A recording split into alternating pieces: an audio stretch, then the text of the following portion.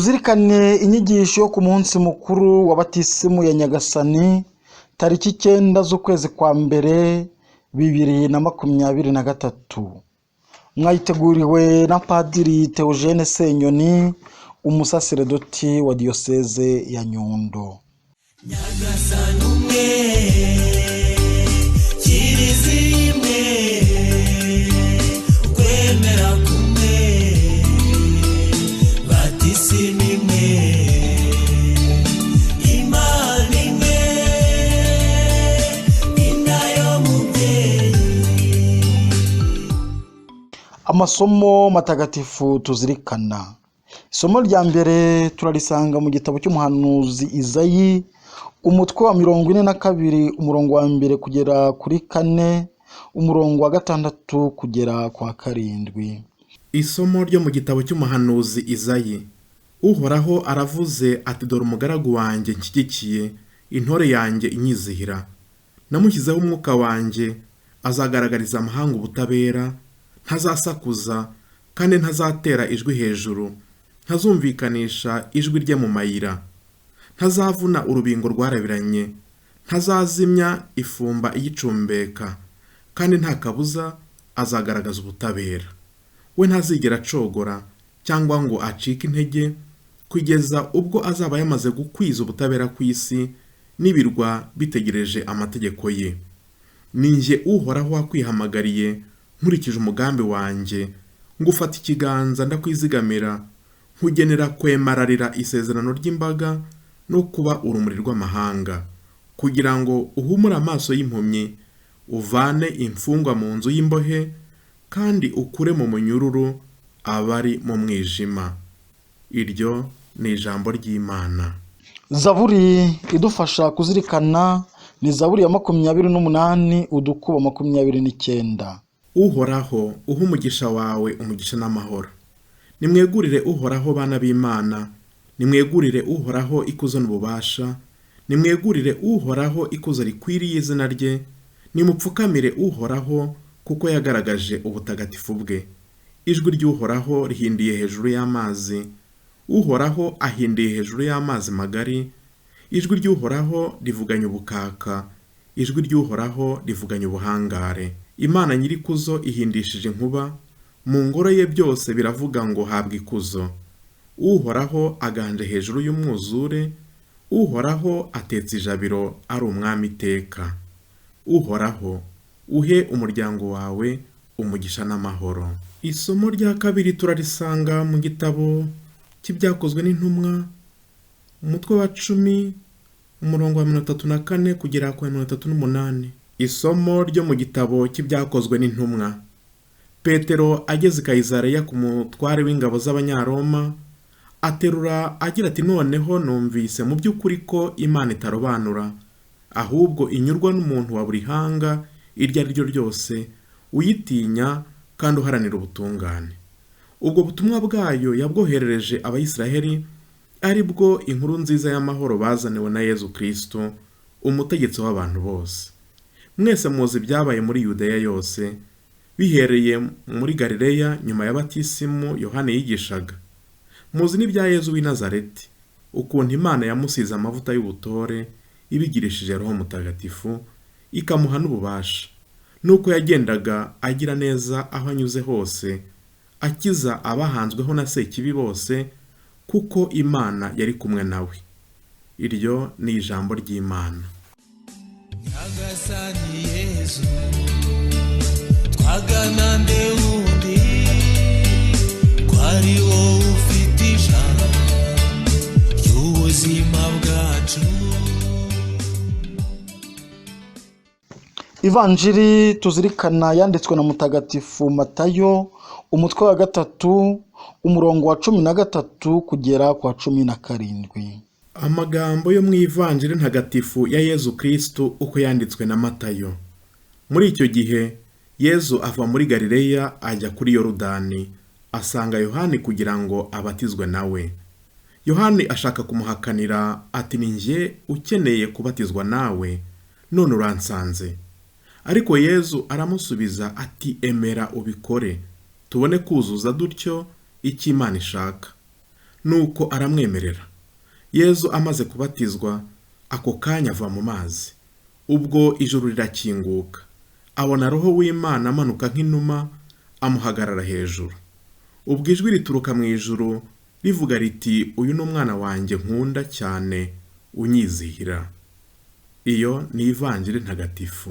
Bakristu bavandimwe, nyuma yo guhimbaza umunsi mukuru wo kwigaragaza kwa Nyagasani, uyu munsi Kiliziya irahimbaza umunsi mukuru wa Batisimu ya Nyagasani. Turazirikana yibukiro rya mbere mu y'urumuri, Yezu Kristu abatirizwa muri Yorodani. Dusaba inema yo gukomera ku masezerano ya Batisimu. Turi hafi kurangiza igihe cy'ibirori by'iminsi mikuru ya Noheli, kuko bisozwa n'uyu munsi mukuru wa Batisimu ya Nyagasani duhimbaza none. Kuri uyu munsi mukuru, amasomo matagatifu aratwigisha ko Imana Data ubwayo yahishuriye umuryango wayo Yezu Kristu ari we n'impamvu yigize umuntu akaza mu mateka ya muntu.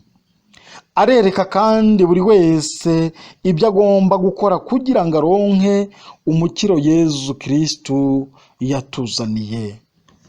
Isomo ryo mu gitabo cy'ibyakozwe n'intumwa riratwereka ko Yezu Kristu ari umwana w'Imana. Imana yamusize amavuta y'ubutore ibigirishije Roho Mutagatifu, imuha ububasha bwo kwirukana roho mbi n'icyitwa ubumuga cyose, haba ku mubiri ndetse no kuri roho. Ivanjiri yanditswe na Matayo tumaze gutega amatwi iratwereka ineza y'Imana. Iyo twemeye kubatizwa duhinduka bashya. Nibyo koko Batisimu ni sakramento Yezu wazutse adukirizamo icyaha cy'inkomoko n'ibindi byaha byose twakoze tutarabatizwa, tugahinduka bashya, tukaba abana b'Imana. Nyagasani Yezu, twiki cyadutanya nawe, kwiyambaza ibita, oya ntibikabeho. Turibaza tuti, ese koko Yezu yari akeneye guhabwa Batisimu? Bavandimwe, Yezu yasamwe ku bubasha bwa Roho Mutagatifu. Yezu ni umwana w'Imana, Yezu ni intungane y'Imana. Ivanjiri uko yanditswe na Matayo tumaze kumva, ubwayo irasubiza kino kibazo. Ngo mu gihe Yezu amaze kubatizwa, asenga, ijuru rirakinguka maze Roho Mutagatifu amumanukiraho, bamubona ameze nk'inuma. Nuko ijwi rituruka mu ijuru riti, uyu ni umwana wanjye nkunda cyane, unyizihira. Bavandimwe, Yezu yemeye kubatizwa ngo atwereke ko isakramento rya Batisimu ari ngombwa. Yezu yahaye kandi agaciro Yohani Batista na Batisimu ye yo kwisubiraho yatangaga.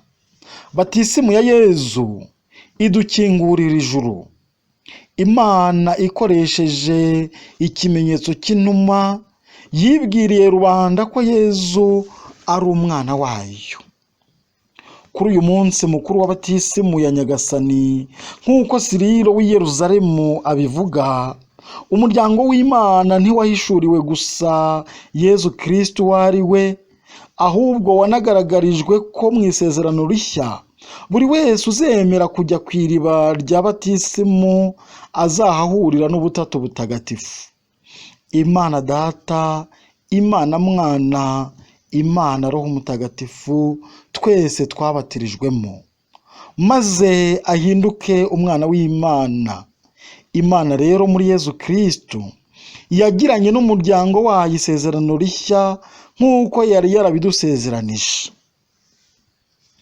Mu isezerano rishya amahanga yose yagiriwe ubuntu bugeretse ku bundi. Ivanjiri yanditswe na Yohani umutwe wa mbere umurongo wa 16. Kuko abemeye kwakira jambo bose yabahaye ububasha bwo guhinduka abana b'Imana, abo ni abemera izina rye. Ivanjiri yanditswe na Yohani umurongo wa mbere umutwe wa mbere umurongo wa 12. uyu roho mutagatifu wamanukiye kuri Yezu mu kimenyetso cy'inuma ashushanya wa mwuka w'Imana wahuhiraga hejuru y'isi ikiri ikivangavange. Igitabo cy'Intangiriro umutwe wa 1 umurongo wa 2. Mu by'ukuri kubatizwa kwa Yezu ni iremwa rishya rya muntu, kuko Yezu nubwo bwose ari Imana, nubwo ari umuremyi wa byose, yemeye kwishyira mu mwanya w'ibiremwa kugira ngo muri we byongere biremwe bundi bushya. Ruriya ruzi Yezu yabatirijwemo ni hamwe umuryango w'Imana waruhukiye uvuye mu Misiri.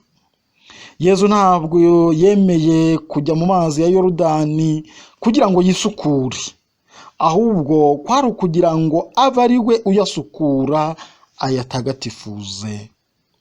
Bavandimwe, muri Batisimu ya Yezu, Imana yiyunze n'abantu, nk'uko twabyumvise mu Ivanjiri ngo ijuru ryarakingutse, icyari cyararikinze buri wese yagitahura, ni cya cyaha cya Adamu. Uyu munsi rero ijuru n'isi byiyunze. Bakristu bavandimwe, mu gusoza, icyo natwe dusabwa uyu munsi ni ukuba bashya mu buzima bwacu, tugahorana amatara yaka. Uyu munsi turasabwa kuvuka bundi bushya, turasabwa kuvuka mu ijuru. Uyu munsi Yezu yadukinguriye ijuru. Bya bindi byose byari byaratumye tujya kure y'Imana, kuva uyu munsi nitubizibukire maze tube bashya. Uyu munsi turasabwa kongera kuzirikana ya masezerano yacu ya Batisimu, ariyo kwanga icyaha, gukurikira Yezu Kristu no kumwamamaza. Bavandimwe, uyu munsi wa Batisimu ya Nyagasani, buri wese awuhimbaze areba neza uko ahagaze muri ayo masezerano, kugira ngo arusheho kunoza neza umubano we na Nyagasani. Tujye duhora tuzirikana ko buri wese ahamagariwe gutsinda.